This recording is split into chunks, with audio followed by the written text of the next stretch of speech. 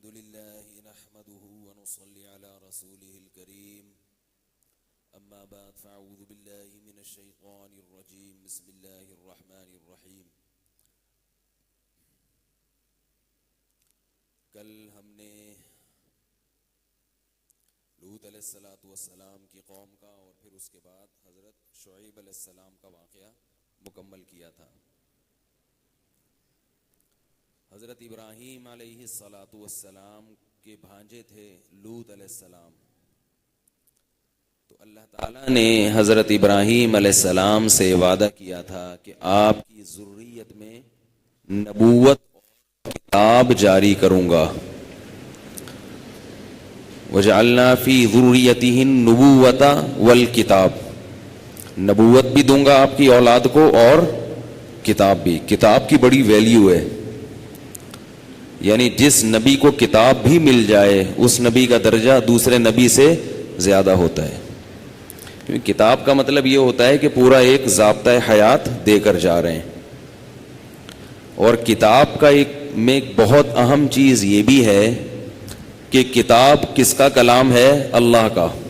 براہ راست اس نے جو بندوں سے بات چیت کی ہے، اور نبی کی زبان سے جو کلام نکلتا ہے وہ مضمون تو اللہ کا ہوتا ہے مگر الفاظ کس کے ہوتے ہیں؟ نبی کے۔ تو وہ کلام جو بذات خود اللہ کا کلام ہے اس کی ویلیو یقیناً زیادہ ہے، اس کا ایک ایک لفظ من جانب اللہ ہے۔ تو اللہ تعالیٰ نے آدم علیہ السلام کو، ابراہیم علیہ السلام کو دو بیٹے دیے، ایک اسحاق اور دوسرے اسماعیل۔ حضرت اسماعیل علیہ السلام جو تھے یہ مکہ میں آباد ہوئے، وہاں تو کوئی گزر بسر کی چیز نہیں تھی، تو شکار پہ گزر اوقات تھا، شکار کیا کرتے تھے۔ ایک قبیلہ وہاں سے گزرا، اس کی آواز تھوڑی کم نہیں کریں گے؟ بہت گونج رہی ہے یار، میرے کان پھٹ رہے ہیں۔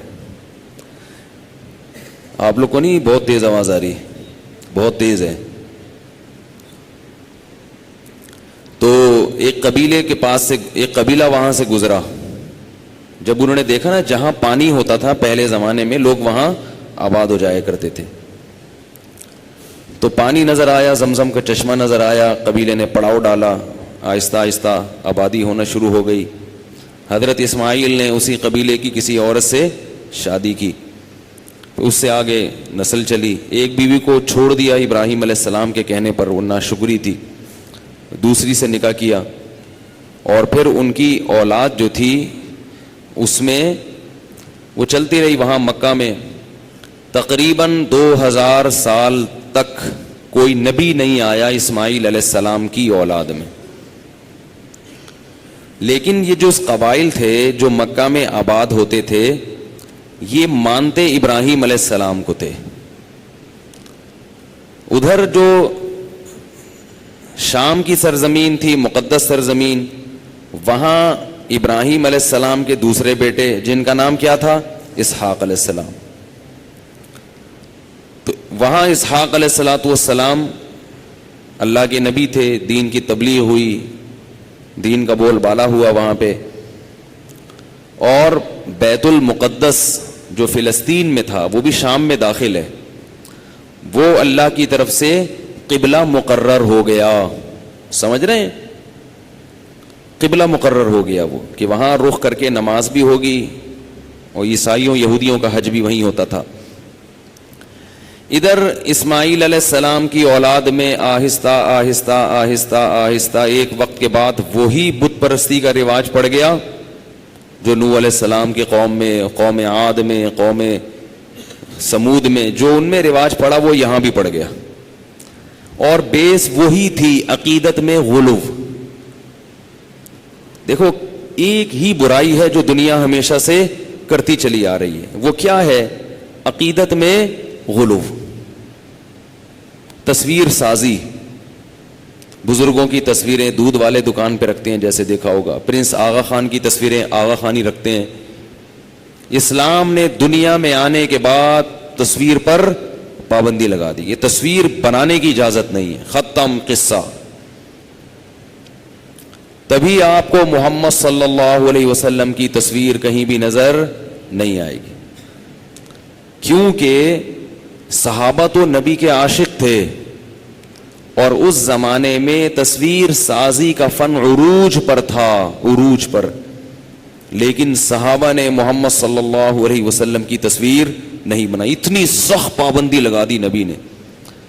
بلکہ نہ صرف یہ کہ تصویر بنانے پر پابندی لگائی, صحابی کو حکم دیا کہ کہیں بھی تصویر نظر آئے اسے مٹا ڈالو.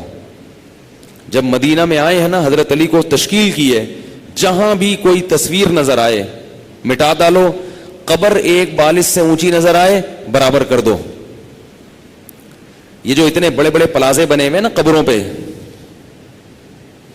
نبی صلی اللہ علیہ وسلم نے مدینہ جاتے ہی ان پلازوں کو ختم کیا تھا. کوئی چھوٹا سا کوئی بھی مرتا ہے, کوئی پتہ نہیں کہ بزرگ بھی ہے یا نہیں ہے, اس کی قبر پہ پلازے پہ پلازے. اور ہماری قوم میں اندر جو ہے نا وہ عقیدے کی خرابی نکلتی نہیں ہے. بیان بھی سن لیتے ہیں, پھر بھی فون کر کے کہتے ہیں حضرت والدہ کی قبر پہ تھوڑی سی اینٹیں لگا دوں. کیوں ہے یہ بنی اسرائیل کے دل میں جیسے گائے کی محبت تھی نا, نہیں نکل رہی تھی, ایسے ہی قبر پرستی ہماری قوم سے نہیں نکل رہی. بھائی جب ایک چیز نہیں ہے تو کیوں اس کے قبر پہ اینٹیں لگا کے کیا ہو جائے گا؟ کچھ نہ کچھ کرتے رہتے ہیں کہ یار کچھ تو ہو, کچھ تو ہو. چھوڑ دو قبروں کا پیچھا, دعا مانگو میت کے لیے بس. فقہا نے لکھا ہے کہ جس قبر میں مردہ دفن ہوا نا, 10 سال کے بعد اس قبر کو برابر کر کے دوسرا دفنا دو اس کے اندر. 10 سال کے بعد کیا ہوگا؟ قبر کیا کرو, ختم, فنش. یہ تو جب تک اکرام ہے, جب تک اس کی باڈی کسی حد تک محفوظ ہے. جب باڈی ختم, مٹی میں تحلیل, اب کھودو دوسرا مردہ, تیسرا مردہ, 10 سال کے بعد تیسرا مردہ, 10 سال کے بعد چوتھا مردہ. ہم نام لگا لگا کے, تختیاں لگا لگا کے پتہ نہیں کیا یاد رکھنا چاہتے ہیں. بھائی کیا یاد رکھنا چاہتے ہیں؟ آج آپ اپنے بڑوں کے نام قبروں پہ تختیاں لگا رہے ہو, کل آپ کے نام پہ تختیاں لگی ہوئی ہوں گی, پرسوں آپ کے نام پہ تختیاں لگانے والوں کے نام پہ. بھائی اتنے لوگ جیسے دنیا میں چلے گئے, نشان مٹ گیا تو آپ کا بھی مٹ جائے گا. تو کیوں ان چیزوں پر اتنا فوکس کر رہے ہو؟ کون یاد رکھے گا؟ کب تک یاد رکھے گا؟ جو یاد رکھنے والی چیز ہے وہ کیا ہے؟ دعا, میت کے لیے استغفار, توبہ, وہ ہمیشہ کرتے رہو. قبروں کو زیادہ جو ہے نا پروٹوکول دینے کی ضرورت نہیں ہے. بس بے اکرامی نہ ہو قبر کی, اتنا کافی ہے. بے اکرامی نہ ہو, باقی اس کی تعظیم کرنا یہ غلط ہے. تو اس لیے ہماری شریعت نے قبر پرستی پہ بھی پابندی لگا دی اور تصویر بنانے پر بھی. البتہ یہ تصویر جو شرک پھیلا ہے نا, ہاتھ سے بنی ہوئی تصویریں یا کیمرے سے تصویر لے کے دیوار پہ چپکا دی, جو ڈیجیٹل تصویر ہے اس کے بارے میں علماء کی دونوں رائے ہیں. ویسے بھی ڈیجیٹل تصویر کی عبادت نہیں ہوتی, کیونکہ ڈیجیٹل تصویر جو ہے نا اس کا لوگوں کے ذہنوں میں تصویر والا مفہوم ہے ہی نہیں.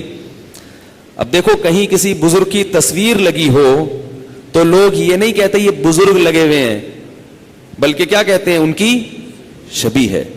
لیکن ڈیجیٹل کیمرے سے جو پروگرام جایا جاتا ہے نا اس کو لوگ کہتے ہیں یہ وہ فلاں صاحب آ رہے ہیں ٹی وی میں. اگر کوئی بڑے عالم ٹیلی ویژن میں آئیں گے تو لوگ کیا کہتے ہیں, وہ عالم قوم سے خطاب کر رہے ہیں. آئی بات سمجھ میں؟ اس میں قرار نہیں ہوتا, وہ ٹھہری بھی نہیں ہوتی ایک جگہ کے اٹھ کر لے جائیں, اٹھا کے چومیں رکھ دیں, پھر اس کے سامنے سجدہ کریں, ایسا نہیں ہوتا.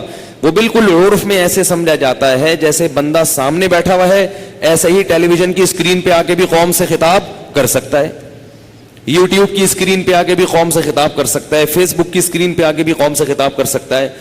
آپ کہہ سکتے ہیں کہ بھائی اس میں بھی تو عقیدت میں غلو ہو سکتا ہے, کوئی سجدہ کر سکتا ہے نا سامنے, تو وہ تو ویسے بھی کر سکتا ہے سامنے آ کے. اصل جو چیز ہے نا, اصل کیا ہے کہ لوگ اس کو محفوظ کر کے اس کو اپنے پاس رکھ لیتے تھے, بت بن کے اس کے سامنے کھڑے ہو جاتے ہیں. یہ ڈیجیٹل تصویر میں یہ چیز, یہ والا عنصر نہیں پایا جاتا ہے. مشاہدے پر مبنی ایک حقیقت ہے, ڈیجیٹل میں یہ نہیں ہوتا, یہ پرنٹڈ میں ہوتا ہے.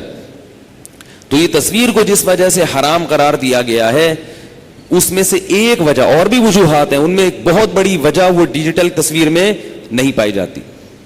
لیکن اپنے باپ داداؤں کی تصویریں محفوظ رکھنا, سنبھال کے بزرگوں کی تصویریں محفوظ رکھنا یہ پہلے بھی حرام تھا, آج بھی حرام ہے اور قیامت تک حرام رہے گا. کیونکہ نبی کے دور میں جو تصویر تھی نا وہ قرار والی تصویر تھی, قرار جس کو قرار ہوتا ہے, کہیں لگی ہوئی تصویر ہوتی ہے. اسی وجہ سے جو تصویریں توہین والی ہیں ان کو بھی ختم کرنا شریعت میں ضروری نہیں ہے. جیسے تصویر کارپٹ پہ بنی ہوئی ہے اس کو مٹانا ضروری نہیں ہے, کیونکہ کارپٹ پہ جو تصویر ہوگی اس میں تعظیم کا عنصر ختم ہو گیا. سمجھ رہے ہو بات کو؟ چادر پہ تصویر ہے, اس پہ آپ بیٹھتے ہیں, اس پہ آپ لیٹتے ہیں, اس میں تو تصویر کی توہین ہو رہی ہے نا, اس میں عبادت کہاں سے ہوگی اس کی؟ تو اس سے پتا چلا کہ بھئی تصویر میں ایک بہت بڑا عنصر کیا تھا, اللہ کی عبادت کا, اور اس میں ایک عنصر یہ تھا مزاحات لخلق اللہ, اللہ کی نقالی. یہ میرا موضوع نہیں ہے, اگر میں اس پہ چلا گیا تو موضوع تبدیل ہو جائے گا. تو ہوا یہ کہ عربوں میں آہستہ آہستہ آہستہ آہستہ جو ابراہیم علیہ السلام توحید پرست, بت پرستی کے خلاف, اسی ابراہیم کو نبی ماننے والے اور اسی کی اولاد میں انہیں اپنا روحانی بھی اور جسمانی بھی باپ ماننے والے, وہ بھی آہستہ آہستہ بت پرستی پہ آ گئے دوبارہ. انہوں نے بھی اپنے بزرگوں کے مرنے کے بعد پہلے تصویریں بنانا شروع کی, پھر مورتیاں بنانا شروع کی. لوگوں نے روکا ہوگا اس وقت کیا کر رہے ہو, تو وہی دلیل, جیسے آج کل مشرک کے پاس 100 دلیلیں ہوتی ہیں. دلیل کیا دیتے تھے؟ بھائی ہم ان سے تھوڑی مانگ رہے ہیں, یہ تو محض ایک وسیلہ ہیں ہماری بات اللہ کے دربار تک پہنچانے. مانگ تو اللہ ہی سے رہے ہیں, لیکن اللہ نے ان کو بھی اختیارات دے دیے ہیں, تو ان سے مانگو, اللہ سے مانگو برابر. یہ کچھ نہیں کر سکتے, یہ اگر کریں گے تو اللہ کے حکم سے کریں گے, اور اللہ نے ان کو اختیارات دے دیے ہیں. اللہ نے ان کو اختیارات دے دیے, جبکہ اللہ کہہ رہے میں نہیں دیتا اختیار کسی کو, سارے اختیارات میں نے اپنے پاس رکھے ہیں. بار بار وہ باتیں میں بتاتا ہوں, پھر اشکالات لوگوں کو ہوتے ہیں. فرشتوں سے جو اللہ کام لیتے ہیں نا, لوگ کہتے ہیں فرشتے بھی تو بارش برساتے ہیں اور فرشتے بھی تو اولاد دیتے ہیں. جیسے جبریل علیہ السلام نے حضرت مریم کو کہا کہ میں تمہیں بیٹا دے رہا ہوں, لِأَهَبَ لَكِ غُلَامًا زَكِيًّا, میں تمہیں بیٹا ہبہ کر رہا ہوں. تو مشرک لوگ کیا کہتے ہیں کہ دیکھو جب فرشتہ اولاد دے سکتا ہے, یہ شرک نہیں ہے, تو نبی کیوں اولاد نہیں دے سکتے؟ جب اللہ نے فرشتے کو اولاد دینے کا اختیار دے دیا تو نبی کو اختیار کیوں نہیں دیا؟ نبی کا مقام تو زیادہ ہے. یاد رکھو اللہ نے جبریل کو کسی کو اولاد دینے کا اختیار نہیں دیا. جبریل نے حضرت مریم کو بیٹا دیا ہی نہیں ہے. حضرت مریم کو بیٹا کس نے دیا ہے؟ اللہ نے دیا ہے. اختیار نہیں دیا, کام لیا ہے. کام لینا الگ چیز ہے اور اس کو اختیار دے دینا الگ چیز ہے. مثال سے بات سمجھاؤں تو سمجھ میں آئے گی, امید ہے. دیکھو لکھنے کا کام آپ قلم سے لیتے ہو, لیکن لکھنے کا اختیار قلم کو نہیں دیتے. قلم سمجھتے ہو؟ پین, قلم گاڑی اردو ہو گئی ہے, پین. پین سے آپ نے لکھا الف, کام لیا نا پین سے. بے تے, جدھر گھماؤ گے ادھر گھومے گا. یہ نہیں ہوتا قلم سے بولے بھائی تو جو مرضی کرنا ہے کر, ایسا نہیں ہوتا. اللہ تعالیٰ فرشتے سے کام ایسے لیتے ہیں جیسے رائٹر پین سے کام لیتا ہے, اس کو ذریعہ بنا دیتے ہیں.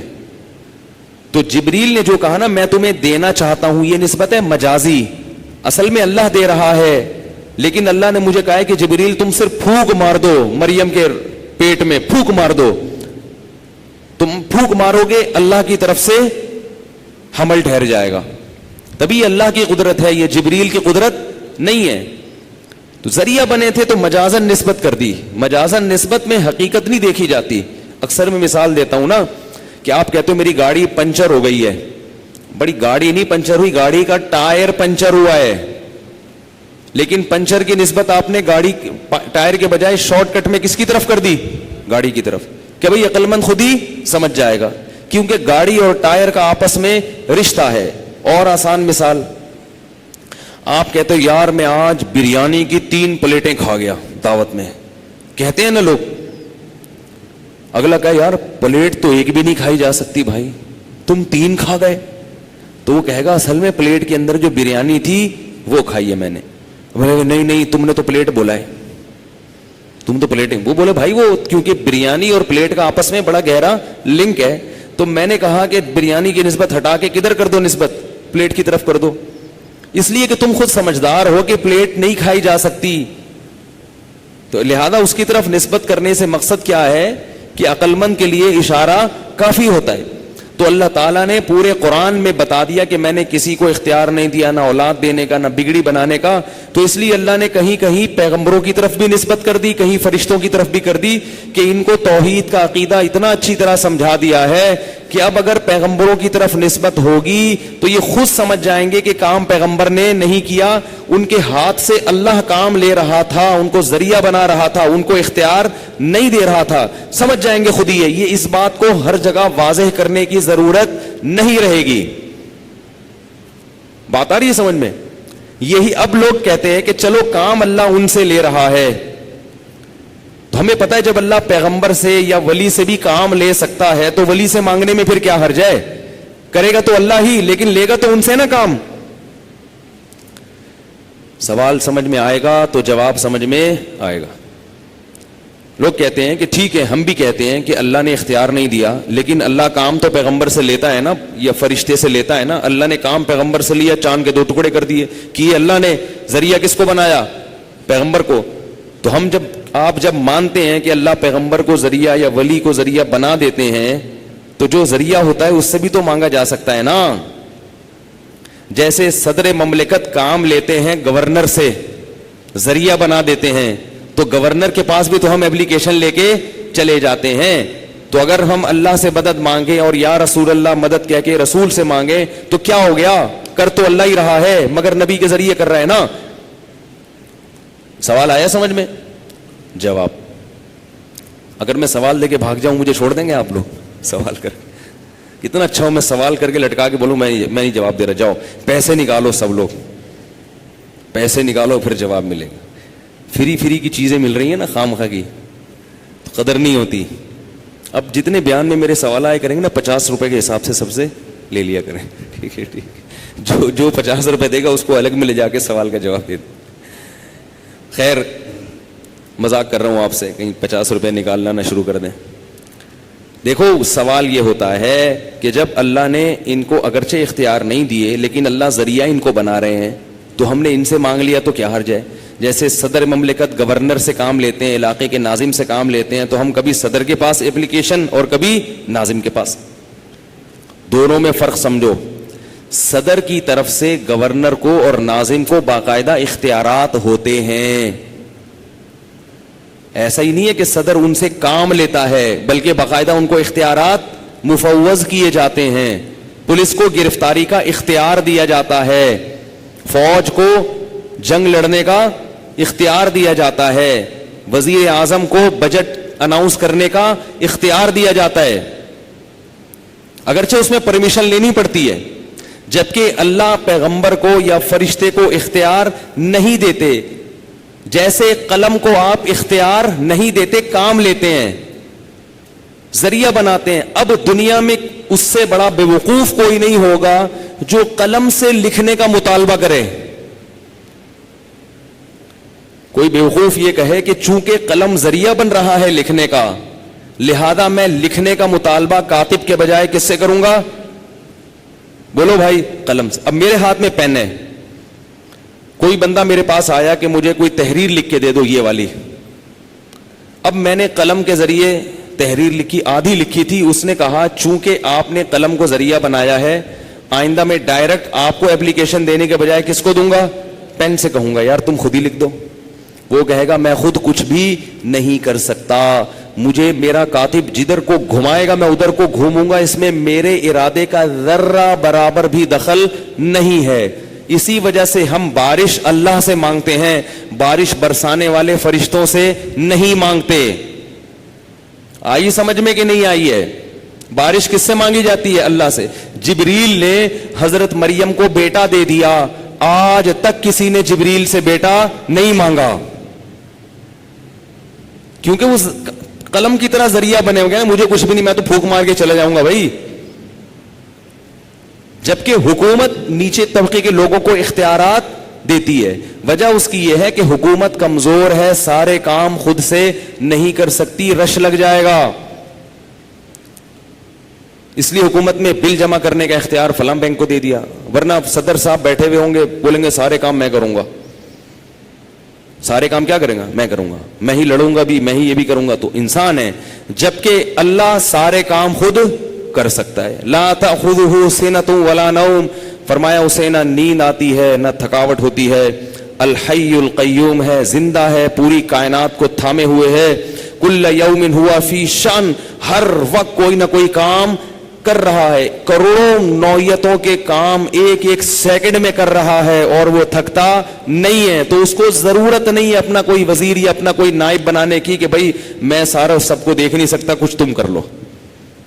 ایسا نہیں ہے. تو اس شرک کی نفی ہے قرآن میں. یہ والا شرک کبھی بھی نہیں ہوا کہ اللہ کے علاوہ بھی کوئی اللہ ہے. مشرکین سے جب پوچھا جاتا تھا, قرآن میں جگہ جگہ یہ آیت ہے, وَلَئِن سَأَلْتَهُم مَّن خَلَقَ السَّمَاوَاتِ وَالْأَرْضِ, ان سے پوچھو کہ آسمانوں اور زمین کو کس نے بنایا, لَيَقُولُنَّ اللَّهُ, قسم اٹھا کے کہیں گے کہ صرف اور صرف اللہ نے. آج جو مشرک لوگ ہیں وہ یہ کہتے ہیں کہ ہم اللہ کو مانتے ہیں کہ اللہ ایک ہے, اسی نے سب کچھ بنایا, ہمارے نبی کو بھی اسی نے بنایا, تو ہم مشرک کہاں سے ہو گئے؟ بھئی آپ مشرک اس لیے ہو گئے کہ آپ کہتے ہو اللہ نے نبی کو بنا کے, اللہ نے اپنے پاس بھی اختیارات رکھے ہیں اور نبی کو بھی اختیارات بولو بھائی دے دیے. یہی تو شرک تھا. وہ کہتے تھے بتوں کو دے دیے, آپ کہتے تھے نبی کو دے دیے. تو اللہ کہتے ہیں میں نے کسی کو نہیں دیے. اللہ کی ذات میں کسی بت کو شریک کرو یا پیغمبر کو شریک کرو, کافر ہونے میں دونوں بولو نا برابر. عیسائیوں نے اللہ کی ذات میں کسی بت کو شریک کیا ہے. کس کو شریک کیا ہے؟ حضرت عیسیٰ ابن مریم, ایک بہت مقدس پیغمبر جو قرب قیامت میں نازل ہوں گے. غامدی کے خلاف ایک ٹائٹ دلیل دے دوں, آ رہی ہے, نام پھر آ گیا دے دوں. یہ جو غامدی صاحب کہتے ہیں نا حضرت عیسیٰ علیہ السلام آسمان پہ زندہ نہیں ہے, قرآن میں 2 جگہ مجھے یاد پڑتا ہے اللہ نے حضرت عیسیٰ کے بارے میں کہا, وَيُعَلِّمُهُ الْكِتَابَ وَالْحِكْمَةَ وَالتَّوْرَاةَ وَالْإِنْجِيلَ. بیچارے کا قرآن کا لفظی ترجمہ بھی نہیں پڑھا ہوا غامدی نے. اگر صرف لفظی ترجمہ پڑھ لیتا تو یہ باتیں نہ کرتا. لوگ کہتے ہیں آپ غامدی کے سامنے بیٹھ کے کیوں بات نہیں کرتے؟ ہمیں ان کے پاس کوئی بٹھانے کے لیے تیار نہیں ہے. چن چن کے بیچارے فارغ ترین لوگ.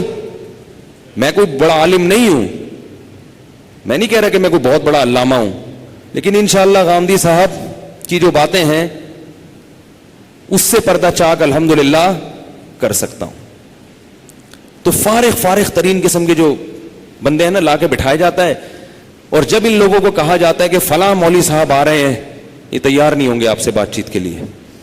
اب دنیا کو یہ چیزیں تھوڑی نظر آ رہی ہوتی ہیں. دنیا کہتی ہے ہر مولوی کو شکست دیتا ہے بھائی, ہر کوئی بھی اس کے سامنے ٹھہر نہیں سکتا.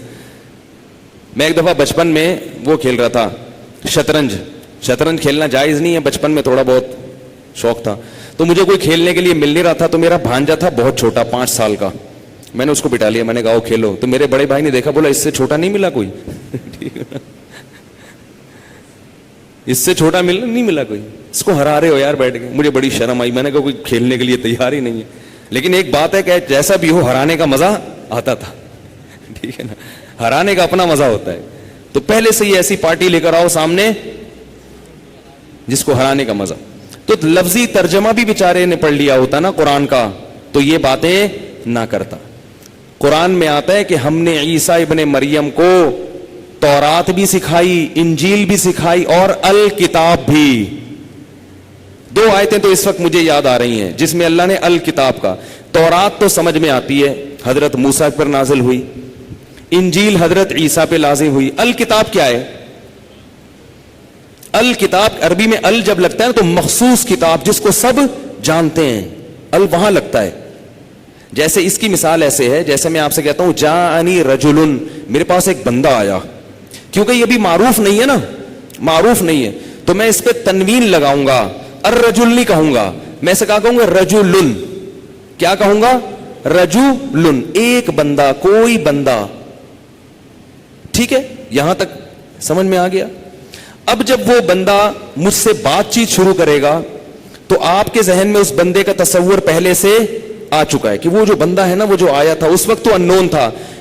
اب میں کیا کہوں گا, رأیت الرجل, میں نے اس بندے کو دیکھا, علیہ قلنسوۃ, اس پر ایک ٹوپی تھی یا کچھ بھی تھا وہ.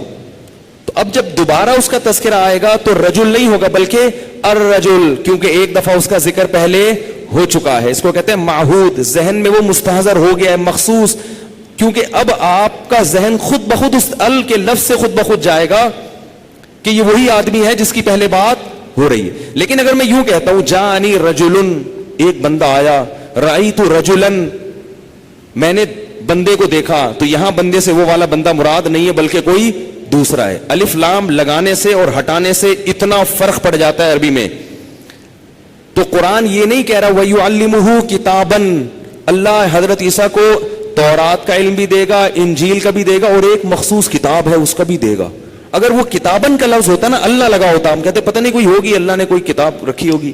اللہ کہہ رہا ہے الکتاب, اللہ ان کو تورات بھی سکھا رہا ہے, انجیل بھی سکھا رہا ہے, اور ایک ایسی کتاب جس کو تم سب جانتے ہو وہ والی کتاب بھی اللہ نے ان کو سکھائی ہے. اگر ان کو دنیا میں آنا نہیں تھا تو اللہ نے کون سی, وہ قرآن کے علاوہ, پہلے بات تو یہ کہ وہ اگر قرآن نہیں ہے تو پھر کون سی کتاب ہے جو اللہ نے سکھائی ہے ان کو. اور اگر قرآن سکھایا ہے تو حضرت موسیٰ کو کیوں نہیں سکھایا, حضرت ابراہیم کو کیوں نہیں سکھایا, حضرت ادریس کو, حضرت نوح علیہ السلام کو قرآن میں کیوں نہیں ہے کہ ہم نے ان کو الکتاب سکھائی ہے. حضرت عیسیٰ کو کیوں ہے کہ ہم نے ان کو یہ قرآن سکھایا ہم نے, صرف اس لیے کہ انہوں نے اس امت میں نازل, بولو بھائی, ہونا ہے. اس لیے متاثر ہونے کی چندہ ضرورت نہیں ہے. یہ بڑی نئی نئی چیزیں مارکیٹ میں آ رہی ہیں, اور میں نے بتایا نا کہ اگر ایک کو مانو گے تو پوری امت کو گمراہ قرار دینا پڑے گا. تو وہی بھٹو والا واقعہ دوبارہ سنا دو, جلدی سے سنا دوں, اچھا نہیں ہے لیکن سنانے دو یار. ضیاء الحق کو حکم دیا تھا بھٹو صاحب نے کہ جتنے جیل بھروں میں لوگ ہیں نا سارے سب کو اڑا دو. تو ضیاء الحق نے کہا کہ فوج کا اجلاس بلایا کہ اگر ہم پوری عوام کو اڑائیں گے تو دنیا کیا کہے گی کہ پاکستان آرمی کیا کر رہی ہے, تو بہتر نہیں ہے جس نے آرڈر دیا اسی کو اڑا دو. میں بار بار کہتا ہوں میں سیاسی آدمی نہیں, مجھے نہیں پتا ضیاء الحق نے اچھا کام کیا کہ غلط کیا, میں یہ نہیں کہہ رہا. ہو سکتا ہے غلط کیا ہو, وزیر اعظم کو لٹکا دیا, ہو سکتا ہے صحیح کیا ہو, مجھے نہیں پتا, میں سیاسی لائن کا آدمی نہیں ہوں, اس لیے کسی تنظیم کے خلاف, کسی سیاسی اس کے خلاف لے جانے کی اس کو ضرورت نہیں ہے. لیکن ضیاء الحق کی سوچ کیا تھی, بھائی سب کو اڑاؤ, اس سے بہتر ہے کہ جو آرڈر دے رہا ہے ایک اکیلا اس کو مارکیٹ سے شارٹ کر دو. تو میں آپ سے کہہ رہا ہوں کہ آپ اگر غامدی صاحب کو تسلیم کر لیتے ہیں تو پوری امت سے آپ کو ہاتھ دھونے پڑ جائیں گے. ساری امت, سارے مفسرین, سارے محدثین کیا ہو جائیں گے, غلط. چاروں ائمہ, خلفائے راشدین, صحابہ, سب کیا ہو جائیں گے, ابو ہریرہ رضی اللہ تعالیٰ عنہ بھی غلط ہو جائیں گے. وہ تو دلیل کے طور پہ قرآن کی آیتیں پڑھتے تھے ابو ہریرہ رضی اللہ تعالیٰ عنہ. حضرت ابو ہریرہ نے جب یہ حدیث سنائی, صحیح مسلم کی حدیث ہے, لَيُوشِكَنَّ أَن يَنزِلَ فِيكُمُ ابْنُ مَرْيَمَ حَكَمًا وَعَدْلًا, فرمایا اللہ کی قسم, ضرور بالضرور, یہ نون تاکید قسم کا معنی دیتا ہے کہ تم پر عیسیٰ ابن مریم آسمان سے نازل ہوں گے اور عادل بن کے حکومت کریں گے.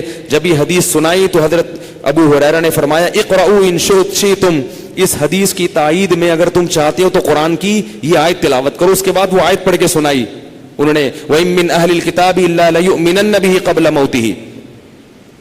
تو سارے یہی کہہ رہے ہیں بھائی. خیر کہاں سے کہاں بات چلی جاتی ہے. تو میں کیا عرض کر رہا تھا, تو مشرک کا کیا بتا رہا تھا یار میں, ہاں جو اب کیا ہے کہ اللہ نے اختیارات کسی کو نہیں دیے, صرف کس کے پاس رکھے ہیں, اپنے پاس رکھے, ما فوق الاسباب اختیارات. تو وہی شرک کس میں آیا دوبارہ, ہاں یہ والا شرک دنیا میں کہیں نہیں ہوا کہ اللہ جیسا کوئی اللہ ہے. یہ تو ہندو بھی نہیں مانتے, ہندو بھی کہتے ہیں بھگوان ایک ہی ہے, صحیح ہے نا, اصل بھگوان. یہ چھوٹے چھوٹے نا وہ اصل بھگوان تک پہنچانے کا ذریعہ ہے. یہ 50 والا جلدی پہنچا دے گا, 100 والا اور جلدی پہنچائے گا, صحیح ہے نا. اس طرح کی وہ ان کے ہاں ایک سوچ ہے کہ بھئی جس کی بیٹری اچھی ہے تو ظاہر ہے اچھی بیٹری ہے تو لائٹ زیادہ دے گا تو وہ کام بھی جلدی کرے گا. ان کی سوچ ہے, کیونکہ ان کی دکانوں میں اس طرح رکھے ہوئے ہوتے ہیں, واللہ عالم. مقصد کسی کا مذاق اڑانا نہیں ہے بھائی, ٹھیک ہے نا. تو شرک کرنے سے کیا ہوتا ہے؟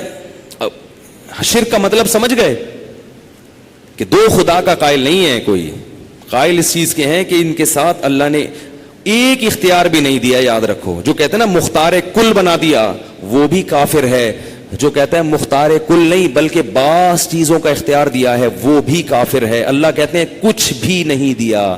ما لہم فیہما من شرک وما لہ منہم من ظہیر، کوئی مددگار نہیں ہے اس کا، کوئی ہاتھ بٹانے والا نہیں ہے اللہ کے ساتھ، کوئی اس کا وزیر نہیں ہے، کسی بھی چیز میں وزیر نہیں ہے. اللہ کے بندو یہ عقیدہ ہے، اس میں دو نمبری نہیں چلے گی، اس میں دوغلی باتیں نہیں چلیں گی. کلمے کے بارے میں نہیں ہے کہ آپ کہیں کہ یہ بھی ٹھیک ہے تو وہ بھی ٹھیک ہے، نہیں، یہ کوئی نہیں ٹھیک ہے، یہی ٹھیک ہے. نماز میں چلے گا یہ والی بھی ٹھیک ہے، بغیر یہ والی بھی ٹھیک ہے، چوڑی والی بھی ٹھیک، پتلی والی بھی ٹھیک، زور سے آمین بھی ٹھیک، آہستہ آمین بھی ٹھیک، وتر 3 رکعت بھی ٹھیک، 1 رکعت بھی چلتا ہے. یہ تھوڑی کہ خدا ایک بھی ٹھیک اور دو بھی ٹھیک، اس سے بھی مانگو اس سے بھی مانگو، یہ نہیں چلے گا. اس پہ میں ایک واقعہ سناتا ہوں. اب چونکہ فیس بک پہ نئے نئے لوگ آ رہے ہیں، آپ لوگ بھی بہت سارے نئے نئے، پرانے والے تو یہ واقعہ سن سن کے کان پک گئے ہوں گے، نئے والوں کی خاطر ایک دفعہ دوبارہ سن لیں. توحید کے معاملے میں گڑبڑ نہیں. اس پہ میں واقعہ سناتا ہوں. ایک مدرسے کا طالب علم تھا، مدرسے میں پڑھا نہیں تھا وہ صحیح طریقے سے، گاؤں چلا گیا. اسے شرمندگی ہوئی کہ مجھے آتا واتا تو کچھ ہے نہیں، جب میں گھر جاؤں گا تو لوگ مسئلے پوچھیں گے، آتے تو ہے نہیں مجھے تو میں کیا کروں گا، لوگ تو عقیدت میں آئیں گے مسئلے پوچھیں گے. تو اس کے استاذ نے بولا کہ جب بھی کوئی مسئلہ پوچھنے آئے نا، جواب تو تمہیں آتا نہیں ہوگا تو غور و فکر کرنا، بولنا یار اس میں علماء کا اختلاف ہے، اس میں علماء کا اختلاف ہے. لوگ کہیں گے یار بہت گہرا علم ہے، صرف جواب نہیں بلکہ علماء کے اختلافات بھی مانا. تو بعض یہ کہتے ہیں بعض یہ کہتے ہیں، تو وہ کہے گا میں کیا کروں؟ بولے بھائی دونوں رائے ہیں علماء کی، ٹھیک ہے نا، دونوں طرف احتیاط اس میں ہے، اس طرح کر کے کو ٹہلا دو. دوسرا یہ کہا کہ جب بھی کوئی مسئلہ پوچھنا ہے تو اس میں شقیں نکالنا، شقیں، یوں ہوا تھا تو یوں حکم ہے، یوں ہوا تھا تو یوں حکم ہے. اب یہ چلے گئے گاؤں، تو کوئی پوچھنے آیا مسئلہ کہ گاؤں کنویں میں چوہا گر گیا ہے، کتنے ڈول نکالیں گے کنواں پاک ہو جائے گا. پریشان بھائی. اب مسئلہ تو یہ کہ چوہا نکال کے 20 ڈول نکال لو، لیکن پڑا ہوا ہوگا تو آئے گا نا جواب. یہ پریشان کہہ رہا ہے یار چوہا مر کے گرا ہے یا گر کے مرا ہے؟ ٹھیک ہے، چوہا مرا پہلے ہے گرا بعد میں ہے یا گرا پہلے ہے مرا بعد میں؟ وہ کہہ رہے دونوں کا حکم بتا دیں. کہہ رہے نہیں، پہلے تحقیق کر کے آؤ. گرا پہلے مرا بعد میں اس کا حکم الگ ہے، مرا پہلے گرا بعد میں اس کا حکم. وہ بیچارہ کہاں سے کہ مرا پہلے گرا بعد میں، کہاں تحقیق کرے گا؟ اس نے کنواں ہی چینج کر دیا. تو ایسے ہی کوئی آتا پوچھا کہ یہ کیا، تو کہہ رہے اس میں علماء کا اختلاف ہے. اب نہ یہ کہہ کے عادی ہو گیا، ہر مسئلے میں کیا کہتا علماء کا اختلاف. لوگوں کو شک ہوا کہ یار یہ کہیں اس کو آتا واتا بھی ہے کچھ. ایک دن ایک آدمی آیا، اس نے اس سے پوچھا کہ لا الہ الا اللہ کا مطلب کیا ہے؟ لا الہ الا اللہ کا مطلب کیا ہے؟ اللہ کے سوا کوئی عبادت کے لائق نہیں، اس کا مطلب کیا ہے؟ جواب میں کہتے ہیں اس میں علماء کا اختلاف. لوگوں نے پکڑ کے لگائے چترول، بولے اس میں بھی اختلاف ہے کیا؟ اب میں آپ سے ایک بات پوچھ رہا ہوں کہ گاؤں والوں نے اس کو کیوں چترول لگائے؟ وہ بھی جانتے تھے کہ لا الہ الا اللہ کے مفہوم میں اختلاف نہیں ہو سکتا. اللہ کے سوا کوئی معبود نہیں، اس کے دو مطلب نہیں ہو سکتے کہ ہم کہیں یہ والا مطلب ہے، دوسرا کہے یہ والا مطلب نہیں ہے، بلکہ وہ والا مطلب ہے. ہم کہیں چلو امت کے علماء میں اختلاف ہے، دونوں مطلب نا نا نا نا نا نا، ایک ہی صحیح ہے، دوسرا فنار ہے، جہنم میں ہے. یا تو وہ جہنم میں ہے دوسرا، یا میں جہنم میں ہوں. پھر اگر میں اس کا مطلب صحیح بتا رہا ہوں، دوسرا غلط بتا رہا ہے، دوسرا کچھ اور بتا رہا ہے، تو وہ جہنم کی آگ میں. اور اگر میں غلط بتا رہا ہوں، وہ صحیح بتا رہا ہے، تو میں جہنم کی آگ میں. رفع الیدین میں نہ کرنے میں میرا مذہب اگر صحیح ہے اور رفع الیدین کرنے والے کا صحیح نہیں ہے، تو کرنے والا جہنم میں نہیں جائے گا، بلکہ اجتہادی خطا پہ اس کو ثواب ملے گا. اور اگر نہیں کرنے والا غلط ہے تو نہیں کرنے والا بھی جہنم میں نہیں جائے گا، بلکہ اس اجتہادی خطا پہ اس کو الگ سے اللہ کی طرف سے ثواب ملے گا. فروعی مسائل میں غلطی پہ بھی اجر ملتا ہے، بنیادی بیسک عقائد میں غلطی پہ اجر نہیں ملتا. کافر ہو جاتا ہے انسان، اسلام سے خارج ہو جاتا ہے. تو اللہ کے سوا کوئی معبود نہیں کا مطلب پتہ ہے کیا ہے؟ اللہ کے سوا کوئی مختار کل نہیں، مختار باز بھی نہیں ہے، مختار کل تو دور کی بات، مختار ہی نہیں ہے، اختیارات ہیں ہی نہیں۔ اللہ کے سوا کسی سے دعا مانگنا جائز نہیں ہے، یہ لا الہ الا اللہ کے مفہوم میں سب سے پہلے داخل ہے یہ چیز۔ اب اس میں دو رائے نہیں ہو سکتی کہ یا اللہ بھی یا رسول اللہ بھی، نا نا نا، یہ نہیں چلے گا بھائی، یہ مارکیٹ میں نہیں چلے گا۔ اور یاد رکھو، کسی کو دین کے قریب لانے کے لیے وقتی طور پر حق کو چھپانا تو جائز ہے کہ مصلحت نہیں ہے کھل کے مسئلہ بیان کرنا، لیکن غلط بیانی جائز نہیں ہے، یہ شریعت کا مسئلہ چینج کر دینا جائز نہیں ہے۔ بعض لوگ کیا کرتے ہیں، ان کو پتا ہے کہ یہ فلاں مسجد کا امام یا رسول اللہ مدد بھی کہتا ہے، غیر اللہ سے مدد کا قائل ہے، اس پہ باقاعدہ مناظرے کر رہا ہے، تو اس کے پیچھے نماز نہیں ہوگی۔ نہیں یاری بات میرا خیال ہے۔ اب آپ اتنے براڈ مائنڈیڈ نہ بنے کہ یار چلتا ہے یار مسلمان میں جوڑ پیدا کرنے کے لیے، بھائی جوڑ پیدا کرنے کے لیے کافر کے پیچھے تھوڑی نماز ہو جائے گی اللہ کے بندو، اس کا ذبیحہ تھوڑی حلال ہو جائے گا۔ لوگ کہتے ہیں بھائی اس کی بات کا دوسرا مطلب بھی تو ہو سکتا ہے، میں کہتا ہوں ہاں ہو سکتا ہے، لیکن یہ اس کا ہو سکتا ہے جس سے پوچھو تو وہ دو تین دن مطلب بیان کرے، لیکن آپ اس سے پوچھ رہے ہیں وہ کہہ رہے نہیں میری یہی مطلب ہے جو میں کہہ رہا ہوں، اور اس پہ مناظرے کر رہا ہے وہ بیٹھ کے، وہ کہہ رہے ہیں کہ نبی صلی اللہ علیہ وسلم بشر نہیں ہے نور ہے، اس پہ مناظرے کر رہا ہے وہ بیٹھ کے، آپ کہہ رہے ہو کہ نہیں اس کے دو مطلب ہو سکتے ہیں، وہ کہہ رہے ہیں نہیں ہے بھائی یہی مطلب ہے، اب اس کے پیچھے کہاں سے نماز جائز ہو جائے گی؟ ٹھیک ہے، شریعت نے کسی کو کافر قرار دینے میں احتیاط کا حکم دیا، ایک آدمی کے 100 مطلب نکلتے ہو نا تو اچھا والا مطلب لیں گے ہم، لیکن جب لیں گے جب نکلتا بھی کچھ وہ خود کہہ رہے کہ نہیں ہے میرا مطلب یہ، وہ کہہ رہا آؤ اس پہ مناظرہ کرو، میں ثابت کروں گا کہ نبی بشر نہیں ہے، نبی انسان نہیں ہے، نبی نور ہے، وہ کہہ رہا ہے میں ثابت کروں گا کہ اللہ نے نبی کو اختیارات دیے ہوئے ہیں، وہ کہہ رہے جیسے جبریل کو اولاد دینے کا اختیار ہے تو نبی کو اختیار کیوں نہیں ہے؟ تو اتنی واضح بات اگر کر رہا ہے تو پھر اتنا زیادہ خوش فہمی میں مبتلا ہونے کی ضرورت نہیں ہے، اس کو کافر کہا جائے گا، اس کے پیچھے نماز کی اجازت نہیں ہوگی، اس سے نکاح نہیں ہوگا، اس کی بیوی اگر مسلمان تھی اور شوہر کا یہ عقیدہ بن گیا تو نکاح بیوی کا ختم ہو جائے گا، اور وہ اگر جانور ذبح کرے گا اس کا گوشت ہمارے لیے مردار ہوگا۔ اس میں احتیاط، ہاں وہمی نہ بن جائیں کہ جا کے کوئی بھی کاٹ رہے تو پوچھ رہے ہیں کیا عقیدہ ہے تیرا، وہمی بننے کی ضرورت نہیں ہے، مسلمان ہیں ماشاءاللہ سب توحید پرست ہیں، جس کا پتہ چل جائے یقین ہو جائے تو اس کے لیے پھر جوڑ پیدا کرنے کے لیے نماز پڑھ لینا اس کے پیچھے جائز نہیں ہے۔ اگر نماز پڑھ لی ہے لوٹانی پڑے گی آپ کو، بعض دفعہ یہ ہوتا ہے کہ نہیں پڑھو گے تو پیٹو گے، تو پھر مجبوری ہے پھر پڑھ لو، پھر بعد میں لیکن بعد میں لوٹا بھی نہیں رہے، یا وہ اس ٹیکنیکل طریقے سے پڑھ لو جو میں نے ایک بیان میں بتایا ہے۔ اور اس میں کوئی دیوبندی بریلوی کا اختلاف نہیں ہے، کوئی دیوبندی عقیدہ رکھے وہ بھی کافر ہے، کوئی اہل حدیث عقیدہ رکھے وہ بھی کافر ہے، کوئی بریلوی عقیدہ رکھے وہ بھی کافر۔ یہ مقصد نہیں ہے کہ آپ نے سمجھے کہ بریلویوں کے خلاف بیان کر رہا ہوں، نہ نہ نہ، جو رکھے گا وہ کیا ہوگا؟ کافر ہوگا۔ عاملوں کے بارے میں جب بیان کرتا ہوں تو میں کیا بولتا ہوں؟ دیوبندی ہو تو بھی ایسا ہے فراڈی ہے، بریلوی ہو تو بھی فراڈ۔ ہمیں دیوبندی بریلوی نام سے کوئی گھن نہیں ہے بھائی، کوئی بریلوی ہو ہمارا بھائی ہے اگر عقیدہ اس کا صحیح ہے، اور اگر کوئی دیوبندی ہے عقیدہ خراب ہے، جاؤ کیا کرنا ہے نام میں دیوبندی لگا کے۔ قیامت کے دن اللہ یہ نہیں پوچھیں گے دیوبندی تھے بریلوی تھے، اللہ پوچھیں گے لا الہ الا اللہ کا مطلب بتا دے تو خالی ہے بھائی ٹھیک ہے۔ اگلا کہہ رہا ہے ایکچولی لا الہ الا اللہ میں نا، اللہ فرشتہ جب آیا نا قبر میں اللہ پوچھ رہے ہیں لا الہ الا اللہ کا مفہوم بتاؤ، لا الہ الا اللہ۔ یہ مفہوم اس لیے آپ کہیں گے بھائی مفہوم کا سوال کب سے ہوگا قبر میں؟ لا الہ الا اللہ قادیانی بھی پڑھتا ہے، اور بعض قادیانی مرتے ہوئے کلمہ پڑھ کے جاتے ہیں مگر جنت میں نہیں جائیں گے۔ بعض قادیانی مرتے ہوئے لا الہ الا اللہ محمد رسول اللہ پورا تجوید کے ساتھ پڑھ کے دنیا سے جاتے ہیں، اور ڈائریکٹ کہاں جاتے ہیں؟ کلمہ پڑھ کے جہنم میں جاتے ہیں، کیونکہ وہ کلمے کے الفاظ کو مانتے ہیں، کلمے کے مفہوم کو نہیں مانتے۔ آپ موت کے وقت جو کلمہ پڑھیں گے وہ والا کلمہ جس کا مفہوم بھی وہی ہو جو اللہ اس کے نبی نے بتایا، پھر وہ کلمہ موت کے وقت قبول ہوگا۔ اگر آپ اس شرک والے ذہن یا ختم نبوت کے انکار کے ساتھ محمد رسول اللہ پڑھو گے، اللہ کو یہ والا محمد رسول اللہ کہنا آپ کی زبان سے مقبول نہیں ہے۔ آئی نا بات سمجھ میں کہ نہیں آئی ہے؟ کیونکہ قادیانی تو ویسے بھی کہتے ہیں لا الہ الا اللہ محمد رسول اللہ، 100 دفعہ کہتا ہے، اسلام مسلمان تھوڑی ہو جاتا ہے، کیونکہ وہ محمد کو رسول کہہ تو رہا ہے مگر مان نہیں رہا. اگر مان رہا ہوتا تو رسول اللہ کے بعد کسی اور نبی کا اقرار نہیں کرتا، کیونکہ یہ تو بہت واضح حدیثوں میں نبی نے کہہ دیا کہ میں آخری نبی ہوں، میرے بعد کوئی نبی نہیں ہے. تو آپ مان ہی نہیں رہے ان کو. عیسائی حضرت عیسیٰ کو اللہ کا رسول مانتے ہیں مگر جنت میں نہیں جائیں گے، کیونکہ حضرت عیسیٰ کی بات نہیں مانتے.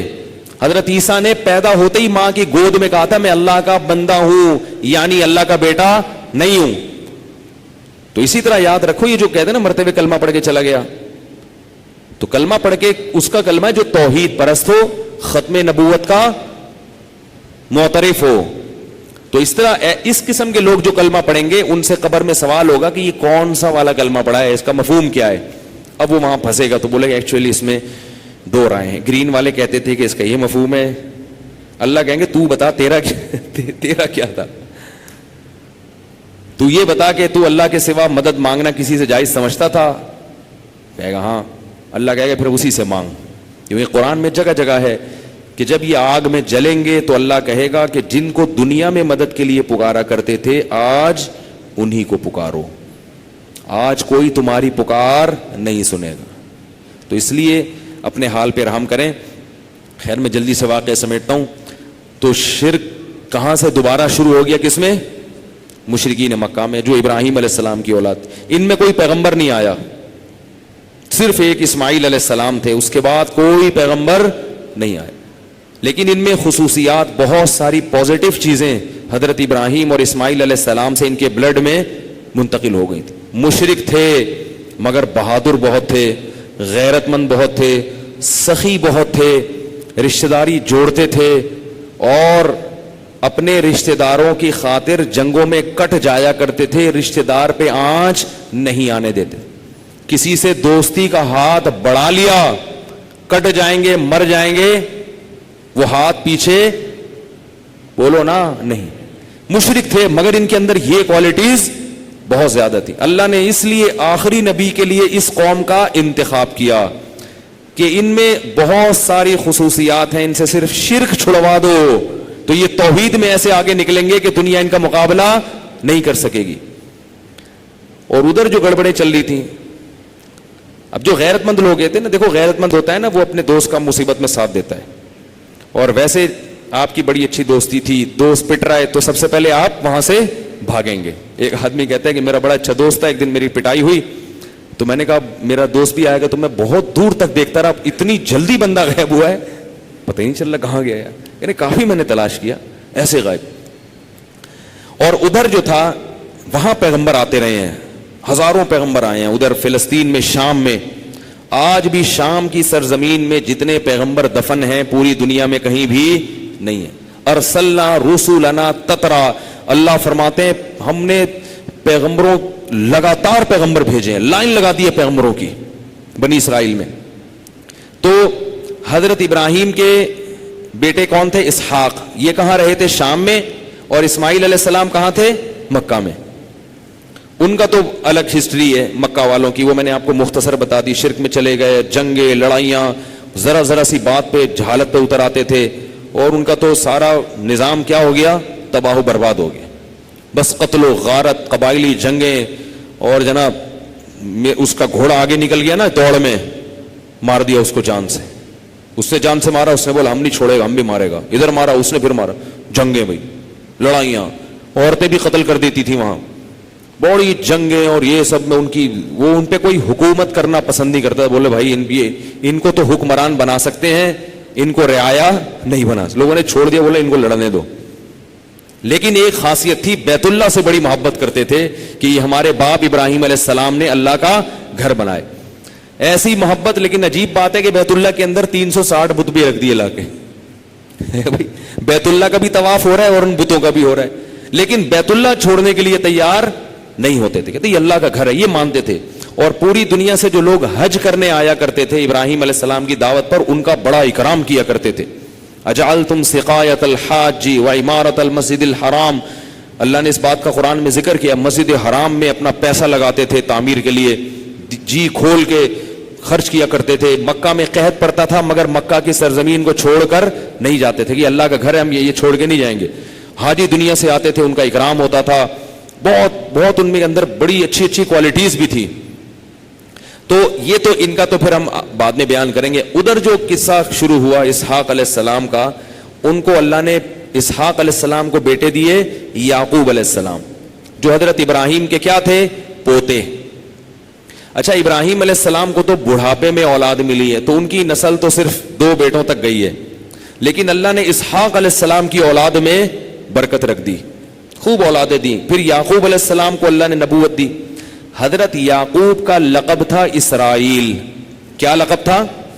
اسرائیل. اسرائیل لقب تھا. ایل عبرانی میں اللہ کو کہتے تھے اور اسرا عبد کو, تو اسرائیل کا مطلب کیا ہوا؟ عبداللہ, اللہ کا بندہ. تو یہ لقب تھا ان کا, کیونکہ بہت عبادت کیا کرتے تھے. یعقوب علیہ السلام کی جو عبادت سب سے زیادہ مشہور ہوئی ہے, جو پچھلی کتابوں میں لکھی ہوئی ہے, وہ تھی دعا کی کثرت. اگرچہ یہ اسرائیلی روایات ہے مگر حدیث میں آتا ہے کہ نہ ان کا انکار کرو نہ ان کا اقرار کرو. اور علماء کہتے ہیں جو ہمارے اسرائیلی روایت اگر ہمارے مذہب کے خلاف نہیں جا رہی تو اس کو مان لینے میں کوئی حرج نہیں ہے. تو ان کے بارے میں کہ پچھلی کتابوں میں لکھا ہے کہ اتنی زیادہ دعائیں مانگتے تھے, اتنی زیادہ سجدے میں پڑ کے, کہ ان کے یہ جو تھے نا گھٹنے, اس کی کھال کیا ہو گئی تھی, سخت نہیں ہو جاتی جیسے, ایسے پلاسٹک کی طرح ایسے کھال ہو گئی تھی. بہت لمبی لمبی دعائیں مانگنا ان کا وصف تھا. تو ان کو اللہ نے 11 بیٹے دیے. یعقوب علیہ السلام, 2 بیویاں تھیں ان کی, حضرت یعقوب علیہ السلام کی. ایک بیوی سے 9 بیٹے اور دوسری بیوی سے بول لو نا 2 بیٹے. جو 9 بیٹے تھے ان میں ایک بیٹے کا نام یہودا بھی تھا, یہودا, جس سے آگے جو یہودیوں کو یہود اسی سے کہا جاتا ہے. اور جو دوسری زوجہ سے 2 بیٹے تھے ان میں ایک کا نام یوسف اور دوسرے کا نام بنیامین. صحیح ہے نا. تو یہ یعقوب علیہ السلام کی آگے اولاد تھی. تو اس سے پھر انشاءاللہ آگے میں کل لے کے چلوں گا کہ اللہ نے ان یعقوب علیہ السلام کے ان بیٹوں میں حضرت یوسف علیہ السلام کو نبی بنایا, کیونکہ آگے سے سلسلہ اولادوں میں چلا ہے نا, پھر اور بہت سارے پیغمبر پیدا ہوئے. تو یعقوب علیہ السلام کی جو دوسری زوجہ تھی ان سے بنیامین اور یوسف پیدا ہوئے. یہ جو پہلی زوجہ تھی ان کے بیٹے جوان ہو چکے تھے, لمبے تڑنگے, کیونکہ انبیاء کو اللہ ظاہری حسن بہت دیتے ہیں. کوئی پیغمبر بدصورت نہیں آئے دنیا میں, سارے طاقتور ہوتے تھے, صحت مند.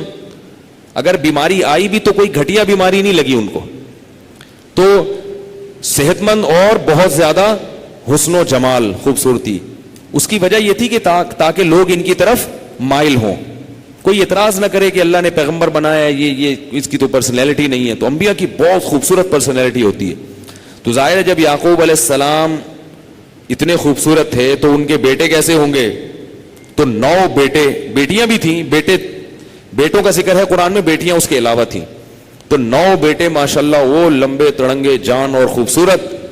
تو وہ بیٹے کیا کرتے تھے, وہ کہتے تھے کہ ہمارے ابا جو ہے نا وہ چھوٹے بیٹے جو دوسری زوجہ سے یوسف ہے, چھوٹا ہے ہم سے, اس سے محبت زیادہ کرتے ہیں. وَنَحْنُ عُصْبَةٌ, ہم ایسی بڑی جماعت ہیں ابا کے لیے, ابا ہمیں لفٹ نہیں کراتے, زیادہ لفٹ نہیں کراتے. مطلب کیوں نہیں کراتے تھے ابا, یہ انشاءاللہ